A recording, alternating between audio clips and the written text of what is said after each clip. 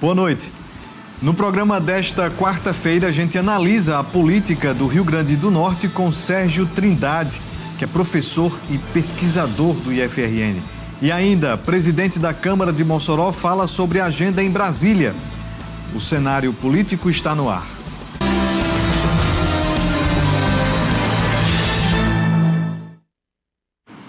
Boa noite para você, minha amiga telespectadora. Boa noite para você, meu amigo telespectador. Estamos começando mais uma edição do Cenário Político TCM, ao vivo para todo o Rio Grande do Norte.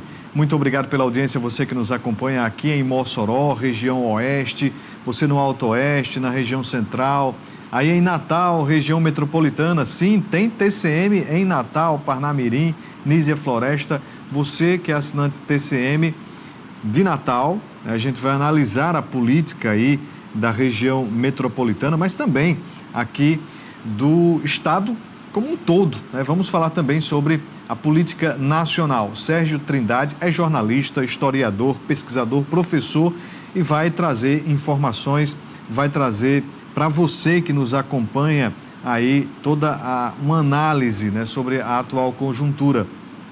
Os políticos já estão de olho lá em 2026 e claro que a gente também está observando tudo o que acontece, né, as articulações.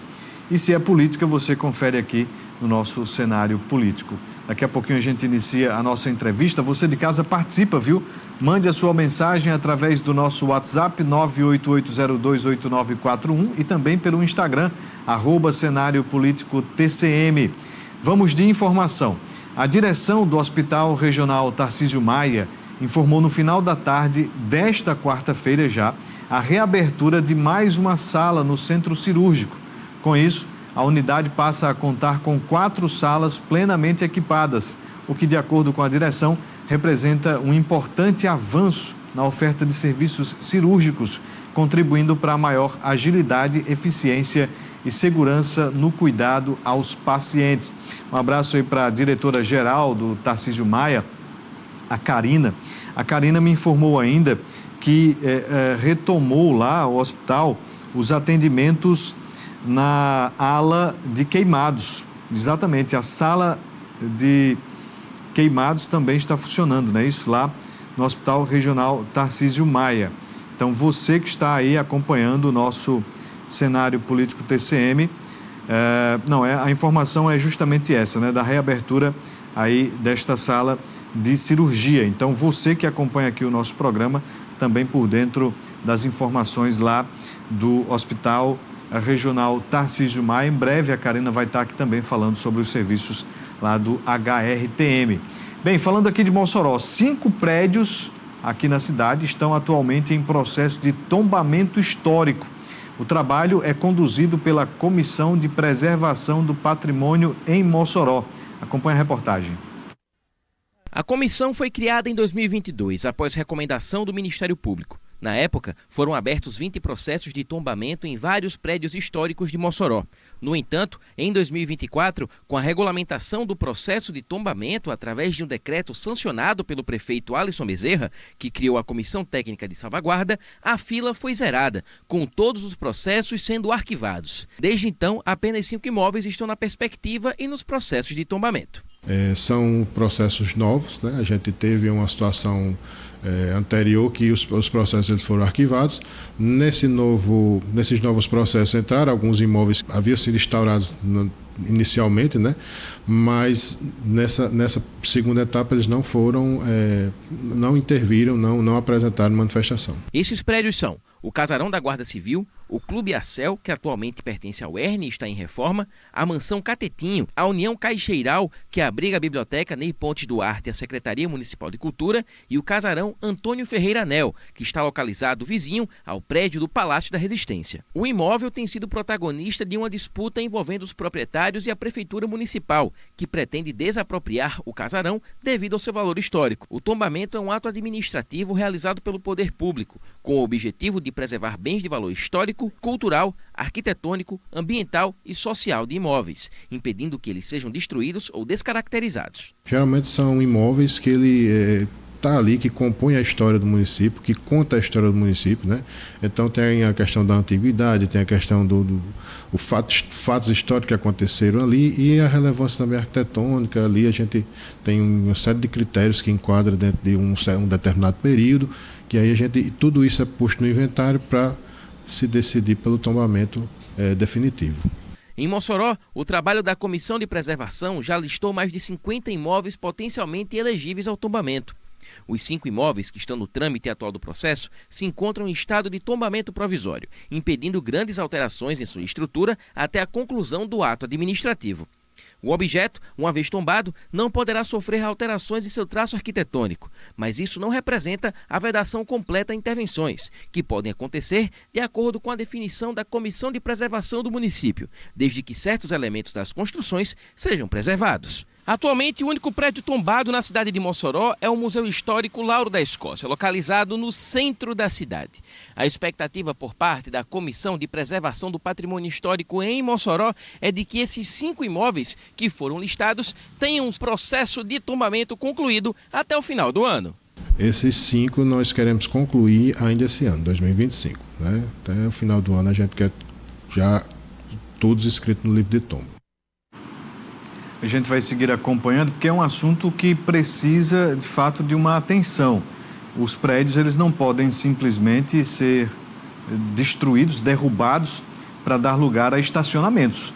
Essa história de Mossoró precisa ser preservada, né? Porque tem uma geração aí que sequer vai saber, né, alguns destes fatos históricos que ainda são mantidos justamente por causa da cultura, né? Como, por exemplo, o fato do São João aqui de Mossoró incentivar as quadrilhas juninas, ali o Chuva de Bala, são alguns pontos, né? A poesia também. Então, os prédios eles também contam histórias, e isso precisa de fato ser resguardado. Bem, vamos iniciar aqui o nosso bate-papo com Sérgio Trindade, que é pesquisador e professor, está conosco, conectado direto de Natal. Professor, seja bem-vindo aqui ao nosso cenário político TCM. Como é que o senhor tem observado a corrida eleitoral 2026? Aí há mais de um ano antes do pleito, a gente tem percebido que os políticos, os partidos têm se movimentado. Qual é a avaliação do senhor neste momento? Boa noite. Boa noite, Vanuve. Boa noite, telespectadores da TCM. A movimentação é uma movimentação estratégica, né? Nós estamos, como você bem disse, há mais de um ano ainda do pleito, do próximo ano, né, 2026, e os candidatos se movimentam com muito cuidado, muito tato, né?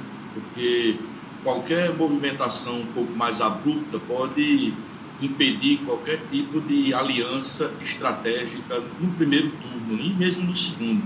Então eu vejo ainda com os candidatos ainda com muito cuidado, se movimentando de maneira muito sem ser de maneira muito abrupta, né? De maneira muito suave, de maneira muito leve. A gente sabe para garantir a aliança, né, ainda no primeiro turno do próximo ano. A gente sabe de uma força que existe, né, no interior, de uma força da capital. Eu falo, na verdade, de forças políticas, né? E o senhor tem observado essa troca de forças e justamente de busca, né, por viabilizar espaços tanto do interior para a capital e da capital para o interior. Como é que o senhor tem percebido isso? Hoje tem 2 candidatos que são relativamente bem postos para o pleito próximo ano, a campanha para governador. Porque na campanha para senador, a coisa está mais ou menos definida, pelo menos está se encaminhando para uma definição mais nítida, ainda agora, né, com o senador Stevenson, que vai renovar, pleiteia, né, renovar o mandato, com a dianteira bem folgada em relação aos outros candidatos, né? Mas para governador nós temos hoje o senador Rogério Marinho, que é uma possibilidade, né, aqui da capital, e o prefeito de Mossoró, Alisson Bezerra, também se movimentando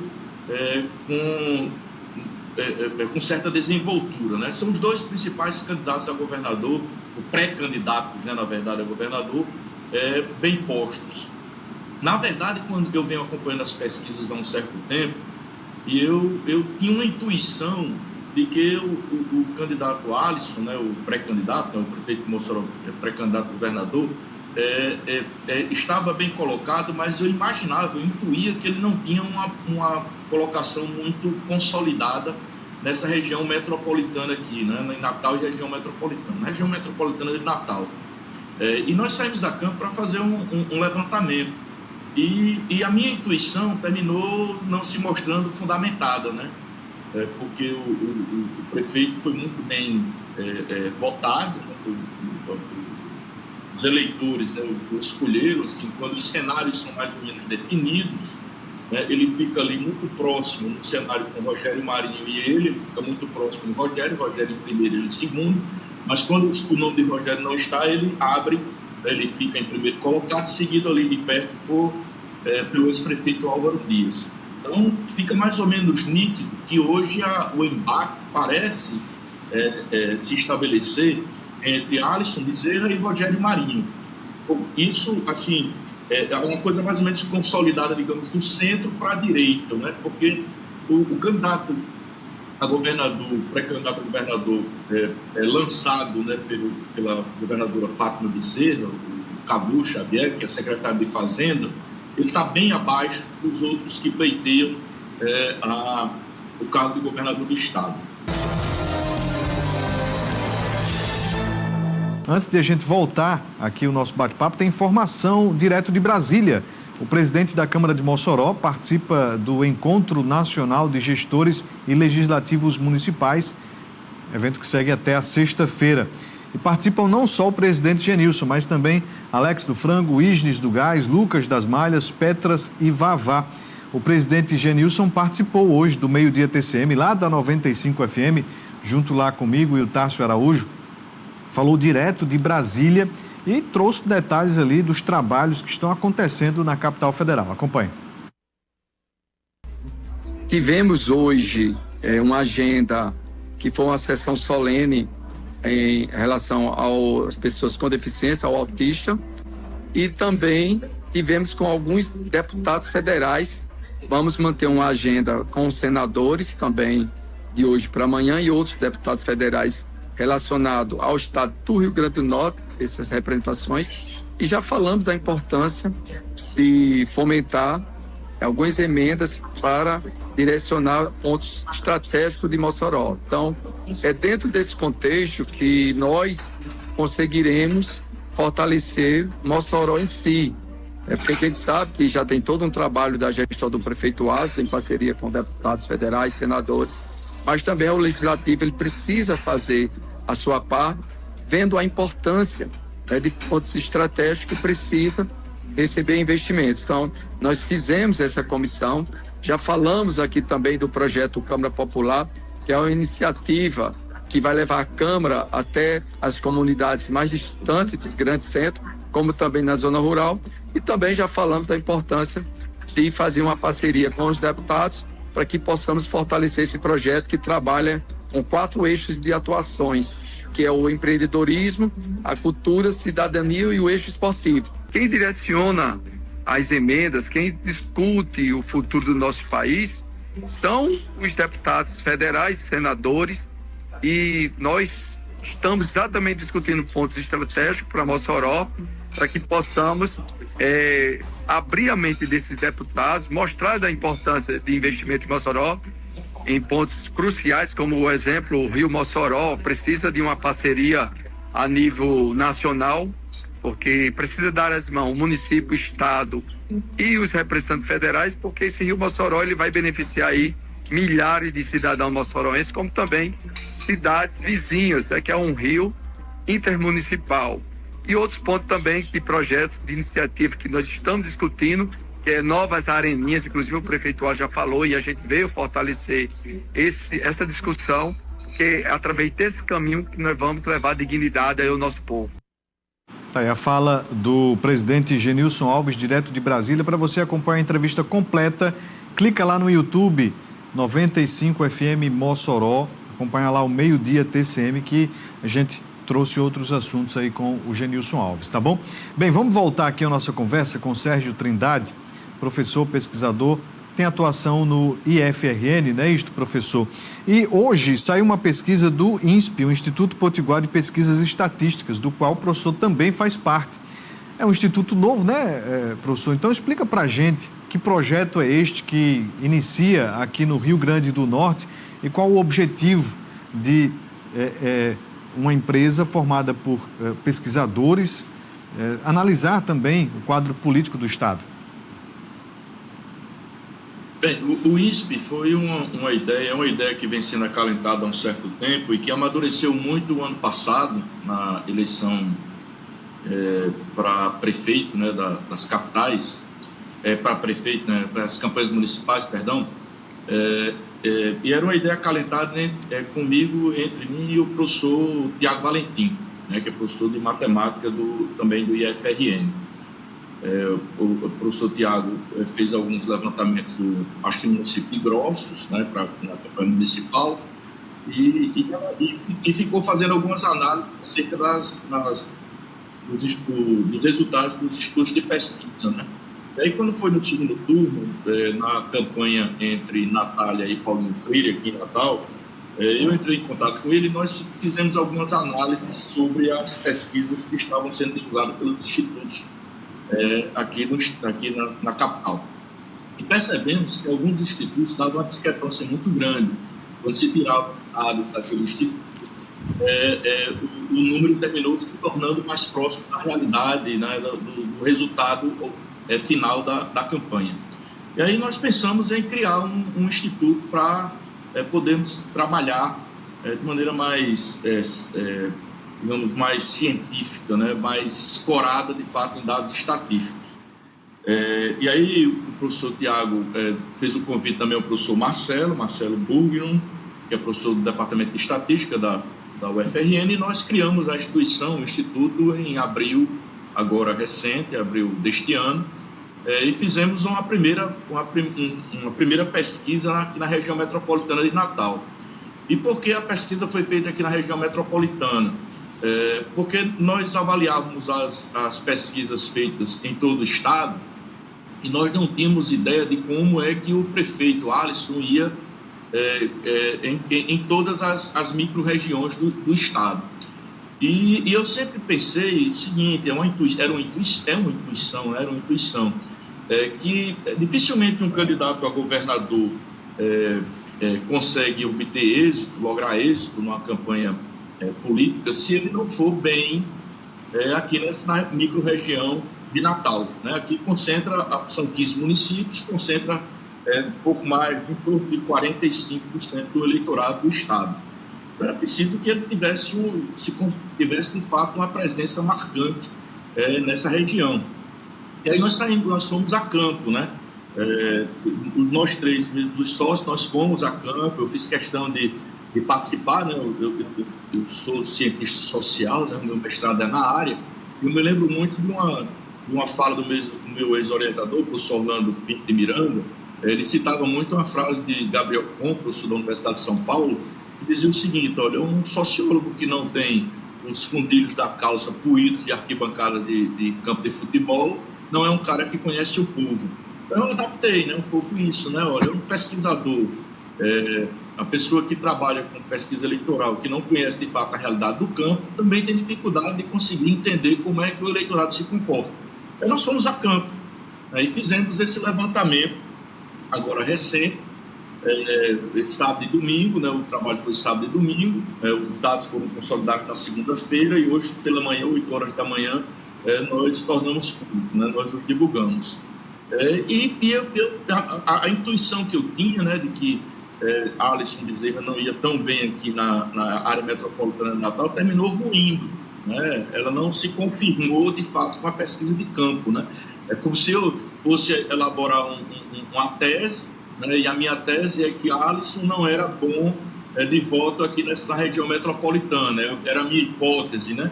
E aí quando nós fizemos a pesquisa de campo, a minha hipótese ruiu, né? Ela teve de ser refeita porque ele teve um desempenho bem acima do que eu esperava, né? Nós estabelecemos a primeira pergunta era de forma espontânea, né? Em quem o eleitor votaria para governador, e aí a esmagadora maioria não consegue lembrar, né, de um nome, né? O nome mais lembrado foi o do senador Stevenson Valentim, né, que teve 7, pouco, mas em torno de 63% do eleitorado não tem um candidato assim que venha imediatamente à cabeça quando perguntar quem é o seu candidato a governador. Num segundo cenário, o Rogério Marinho, o senador Rogério Marinho, teve 21,1% dos votos, e seguido ali de perto, 17,1% por Alisson, né? Dentro a margem de erro é de 3%, então 3 para cima, 3 para baixo, eles vão ali no empate técnico, né? Com 4 pontos de diferença. Quando a gente estabelece o segundo cenário, que é sem Rogério Marinho ser candidato a governador, ele não sendo candidato a governador, aí Alisson Bezerra vai para primeiro, um pouco mais de 22%, seguido ali de perto por Álvaro Dias, né, ex-prefeito aqui de Natal, com em torno de 21%, diferença de 1 ponto também ali dentro da margem de erro. Então, o desempenho de Alisson Bezerra foi, para mim, para lá de surpreendente, o desempenho dele aqui na região metropolitana de Natal. Ele é um candidato forte, né, para a campanha do próximo ano, e aí vai depender muito de como as alianças vão sendo feitas, né, como essas coisas vão sendo costuradas. Ele tem enfrentado algumas dificuldades, né, para conseguir montar o palanque, principalmente porque a campanha para governador, de certa maneira, saiu colada na campanha para senador. Nós temos no próximo ano 2 vagas em disputa, né? E Alisson já declarou, né, publicamente, que a Zenaide é a senadora, né, que ele apoia, né, que com ela que ele vai, né, por N motivos, entre os quais porque a senadora Zenaide destinou muitas verbas de emendas parlamentares aí para Mossoró, o que beneficiou a administração do prefeito. Então, ele vai com Zenaide, e isso termina criando algumas dificuldades para a costura política, né? Porque tem Stevenson, né, que é candidato a senador, Rogério, né, e aí há uma dificuldade de conseguir montar esse palanque. Este final de ano e todo o primeiro semestre do próximo ano vai ser gasto justamente nessas definições, né? Essas costuras, né? Vai depender muito dos estrategistas, das pessoas boas de puxeado, né? Do acordo, da postura. Isso aí vai ser uma política muito mineirinha, né? No sentido de ser muito bastidor de cochichado, né? O cochichado é quem vai garantir a formação dos palanques, né? Então, Alisson tem uma coisa assim que eu penso que ele é meio pendular. Ele consegue pisar no campo da direita e ele consegue pisar no campo da esquerda sem grandes desgastes. Então, eu imagino que se o grupo da centro-direita não conseguir estabelecer um diálogo, uma postura eficaz, e montar um palanque com ele como candidato a governador, há um risco, eu penso que relativamente significativo, de que ele caia no colo da esquerda, né? Porque aqui eu não consigo perceber o Cadu Xavier, o atual secretário de Fazenda de Fátima Bezerra, como um candidato de fato da esquerda para o pleito do próximo ano. Penso que ele está ali, ele foi lançado, está pré-lançado, né? Mas ele não consegue decolar, né? A rejeição a ele é de 29%. Claro que não só por causa dele, né? Em grande medida puxado por Fátima Bezerra. O governo de Fátima Bezerra, da atual governadora, é muito desgastado. Tanto que ela tem uma rejeição com o candidato a senadora de em torno de 45%. Né? E esse dado, para mim, é o mais significativo. A rejeição, para mim, hoje é mais significativa do que a intenção de voto, porque a maior parte do eleitorado não se definiu. São 60% ou mais aí de eleitores que não se definiram. Então, um candidato que tem uma rejeição muito alta tem dificuldades. Essa também vai ser uma das dificuldades de Rogério Marinho. A rejeição de Rogério Marinho, aqui na região metropolitana, é em torno de 21, alguma coisa, entre 21% e 22%. A rejeição de Alisson é em torno de 7%. Então, para mim, Alisson hoje é o candidato mais bem posto para o governo do Estado no próximo ano. Né? É claro que pesquisa é uma fotografia de um momento, né? Mas neste momento, para mim, ele é o candidato mais bem posto para a campanha do governo do próximo ano. Com relação à Câmara de Mossoró, hoje teve sessão, mas foi uma sessão muito rápida. Eu estava acompanhando pelo YouTube, já estava em deslocamento lá para o Legislativo, quando a sessão foi encerrada. Houve ali alguns pronunciamentos, mas aí já na ordem do dia não houve votações. Um projeto que foi retirado da pauta e a sessão foi encerrada. Como a gente viu no bloco anterior, vários vereadores estão cumprindo a agenda em Brasília e outros apresentaram justificativas para a ausência na sessão desta quarta-feira. Então foi uma sessão bem reduzida. A presidência foi conduzida pelo vereador Raério, outros parlamentares participaram, mas de fato não foi uma sessão ali muito movimentada, né? Foi bem tranquila, iniciou, teve as falas, os debates e foi logo encerrada, né? Então, próxima semana já aí com o efetivo completo, né, da Câmara de Mossoró, a gente traz mais informações. Agora a gente fala da Câmara de Natal. O Plano Plurianual PPA para o quadriênio 2026-2029 foi aprovado na reunião desta quarta-feira da Comissão de Finanças, Orçamento, Controle e Fiscalização da Câmara de Natal. Encaminhado pelo Executivo, o PPA é um instrumento de planejamento para a elaboração de projetos em diversas áreas de atuação da Prefeitura. Por falar em Câmara de Natal, vamos acompanhar os debates da sessão ordinária desta quarta-feira. A reportagem é da TV Câmara Natal.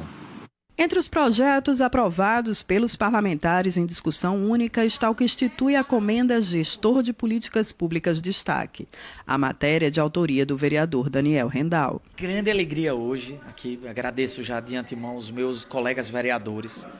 Eu sou da primeira turma do curso de Gestão de Políticas Públicas na UFRN em Natal aqui. E essa comenda é valorizar, né? Hoje a gente tem uma vice-prefeita que é do curso de Gestão de Políticas Públicas, tem um vereador, tem diversos profissionais hoje formados, são 16 anos, diversos profissionais hoje que estão no serviço público, atuando e pensando políticas públicas que têm feito a diferença na vida das pessoas. Então é um momento de celebrar essa comenda.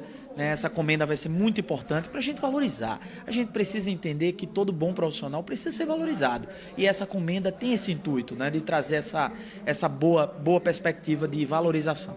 Também foi aprovado pelos vereadores em discussão única projeto que concede título de cidadão natalense a Dixon Nasser. A matéria é de autoria do vereador Daniel Santiago. Foi muita honra, né, no nosso mandato, ter apresentado esse título de cidadão ao ex-vereador Dixon Nasser. Foi vereador por 6 mandatos aqui nessa casa, várias vezes vereador mais votado na capital, com um relevante serviço prestado. Presidente da Câmara por 2 mandatos. Trabalhei e iniciei minha vida pública, né? Minha vida na política com ele, né? Foi um grande professor para mim. E assim, muito me honra, né? Hoje estar vereador e ter essa oportunidade de dar essa maior honraria, né, do Poder Legislativo, que é para ele, que é um cidadão de Macaíba, né, macaibense, que tem todo esse trabalho e precisa ser reconhecido na nossa capital. Outra matéria aprovada em primeira discussão dispõe sobre a política municipal de prevenção e combate à dependência ocasionada por apostas esportivas. O projeto é de autoria do vereador Kleber Fernandes.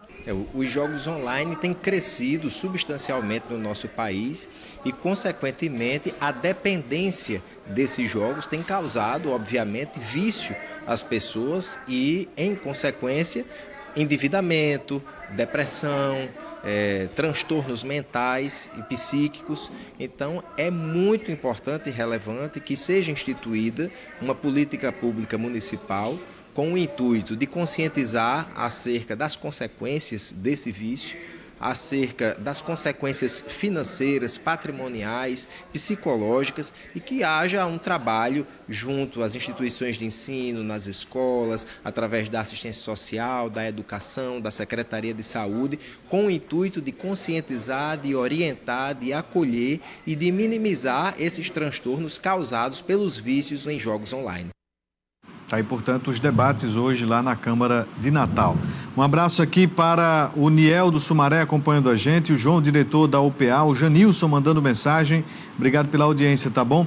E quem está mandando mensagem aqui, e desde já agradecendo, é o Cosme Rock. Obrigado, seu Cosme. Ele está falando aqui sobre uma peregrinação, o 10º aniversário do grupo Peregrinos da Fé, primeiro aniversário, Missa da Família, vai acontecer às 19 horas. Onde é que foi? Qual é a data? Tem aqui, deve ter no cartaz, né? Vai acontecer quando aqui? Última quinta do mês, às 19 horas, tem a Missa das Famílias. Obrigado pela participação, tá bom? Lá na Casa de Mãe Rainha. Tá aí, portanto, amanhã, né? É isto? É a última quinta-feira do mês, então é amanhã. Um abraço aí para o Cosme Rock, acompanhando sempre aqui o nosso programa. Valeu, seu Aldo Ferreira, Aldo da Prefeitura, também mandando mensagem, está atento aqui ao nosso programa. Bem, vamos voltar aqui a nossa conversa com o nosso entrevistado, Sérgio Trindade. Sérgio, com relação aos partidos, a gente tem percebido que o União Brasil, agora com o PP, virou uma super federação, né?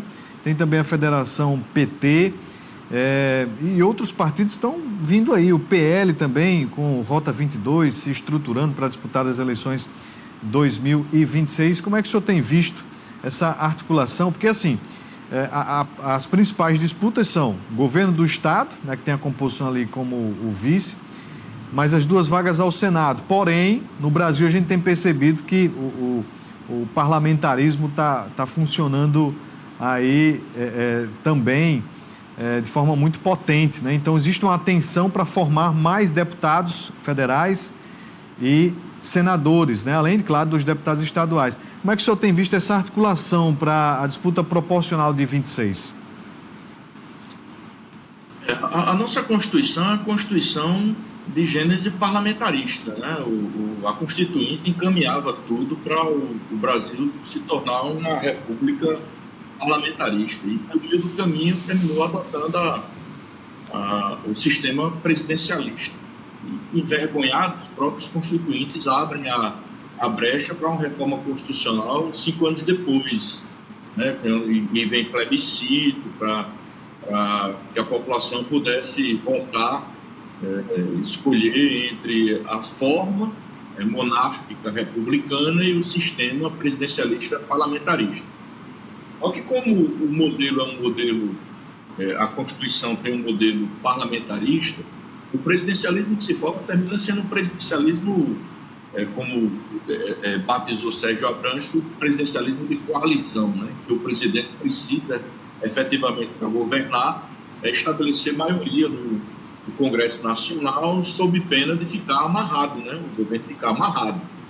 Uma coisa funciona relativamente bem na base da oração de São Francisco de Assis, né? Como disse o Robertão lá no Humberto Cardoso Alves, lá no início da Nova República, na oração de São Francisco de Assis, dando que se recebe. Então, o toma lá da cá terminou se estabelecendo como a regra ao longo de todo o processo político da Nova República.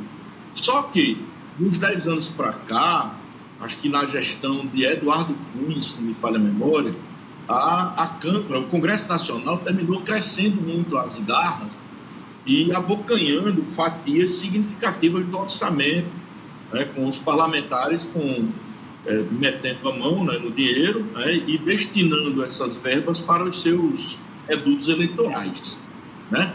Então, tanto que hoje, praticamente, para se conseguir estabelecer, o governo conseguir estabelecer uma maioria do Congresso Nacional, o toma lá da cá, a oração de São Francisco de Assis já não funciona, porque os parlamentares já têm em suas mãos gordas fatias do orçamento que destinam às bases e não precisam mais ficar reféns do governo, né, por meio de cargos para conseguir destinar uma quantidade de verba significativa para os seus redutos, né? Então, nós temos um modelo que é formalmente presidencialista, mas que funciona meio parlamentarista, né? Então, hoje está sendo mais significativo eleger uma bancada bem razoável, uma forte bancada no Congresso Nacional, né, do que efetivamente eleger o presidente da República.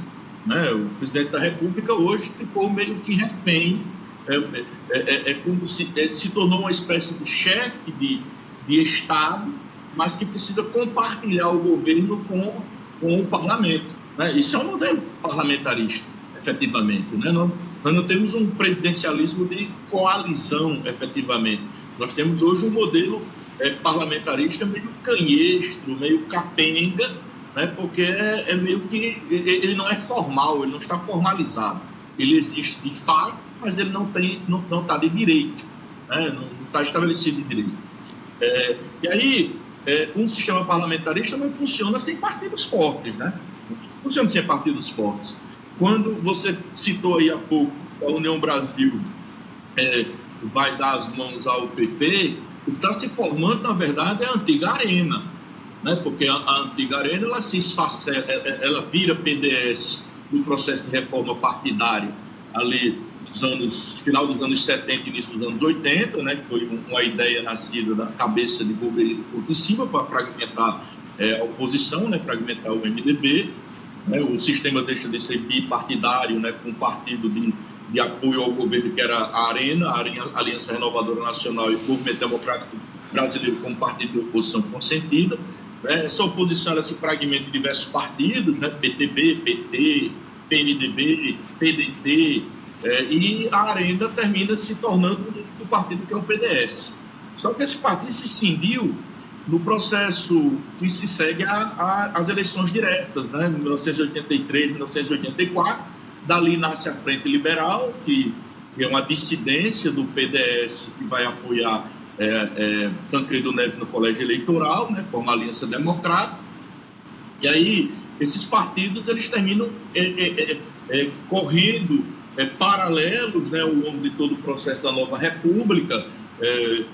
PDS vira PPB, PP vão se tornando vários partidos. O PFL se tornou Democrata, se tornou União Brasil, e agora eles se encontram neste momento, se dão as mãos e terminam formando aquilo que foi lá atrás, né, que é a Aliança Renovadora Nacional.